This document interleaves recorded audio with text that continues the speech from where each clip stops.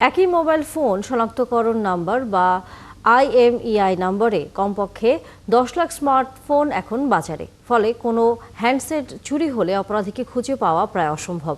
এছাড়াও সীমান্ত দিয়েও ঢুকছে প্রচুর নকল ফোন, সেগুলো দিয়ে বাড়ছে সাইবার অপরাধ। এই পরিস্থিতিতে অবৈধ মোবাইল ফোন বন্ধে 16 ডিসেম্বর থেকে চালু হচ্ছে NIR কার্যক্রম। সংশ্লিষ্টরা বলছেন, এই সেবা চালু হলে হ্যান্ডসেটের দাম বাড়বে না, তৈরি হবে না সিন্ডিকেট। আরও জানাচ্ছেন রাকিব হাসান।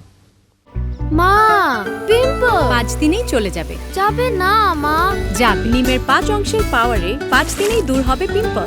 হিমালয়া পিউরিফাইং নিম ফেস ওয়াশ। যে কোনো একটি মডেলের মোবাইল হ্যান্ডসেটেরই সর্বোচ্চ 10 লাখ ক্লোন ছড়িয়ে পড়েছে দেশের বাজারে। এসব হ্যান্ডসেট দিয়ে চলছে নানা অপরাধ। ক্রেতারাও না বুঝে নকল হ্যান্ডসেট কিনে পাচ্ছেন না কোনো সেবা। এই প্রেক্ষাপটে বিজয় দিবসে যাত্রা শুরু হচ্ছে ন্যাশনাল ইকুইপমেন্ট আইডেন্টিটি রেজিস্টার বা NEIR সেবা। বৃহস্পতিবার TRNBর এক সেমিনারে এই সেবার নানান দিক তুলে ধরেন BTRCর মহাপরিচালক। জানান, এই সেবা চালু হলে চুরি বা হারিয়ে যাওয়া হ্যান্ডসেট ঘরে বসেই বন্ধ করতে পারবেন ভুক্তভোগী গ্রাহক। মোবাইল ফাইন্যান্সিয়াল সার্ভিস যেটা আছে, এই রিলেটেড অনেক ক্রাইম বাংলাদেশে হচ্ছে এবং আপনারা অত্যন্ত দুঃখ পাবেন জেনে যে সাধারণ মানুষ যারা এবং নিম্ন শ্রেণীর মানুষ যারা, তারাও কিন্তু প্রায়শই এই মোবাইল ফাইন্যান্সিয়াল ক্রাইম যেটা আছে এটা শিকার হচ্ছে। এবং আমাদের আইন শৃঙ্খলা বাহিনী অনেক চেষ্টা করেও অনেক ক্ষেত্রে এটা ব্যর্থ হচ্ছে আমাদের এই গ্রে হ্যান্ডসেটের জন্য। দেশের চাহিদার 65% হ্যান্ডসেট দেশেই তৈরি হয়। NEIR চালু হলে উৎপাদন দ্বিগুণ হতে পারে বলে জানান BTRCর কমিশনার। ওভারঅল স্মার্টফোনের একটা বিরাট পোর্শন আমাদের সামনে এই চ্যালেঞ্জের সম্মুখীন আমরা হয়েছি।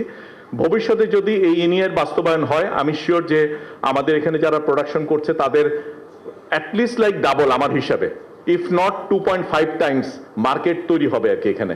শঙ্কা ছিল NEIR কার্যক্রম চালু হলে মোবাইল হ্যান্ডসেটের দাম বাড়বে কিনা। ব্যবসায়ীরা জানান, 1 টাকাও দাম বাড়বে না। যারা বলছেন যে তাদের বিজনেস ক্ষতিগ্রস্ত হবে, আমরা সবাই ওপেন আছি, তারা আমাদের কাছে আসতে পারে। ওনাদেরকে 8% থেকে 10% প্রফিট করার যে সুযোগ আমরা দিতে চাই। এখন যাদের হাতে যে হ্যান্ডসেট আছে, NEIR সেবা চালুর পরও সেটা চালু থাকবে। তবে হ্যান্ডসেট হাত বদল করতে হলে নতুন করে নিবন্ধন করতে হবে।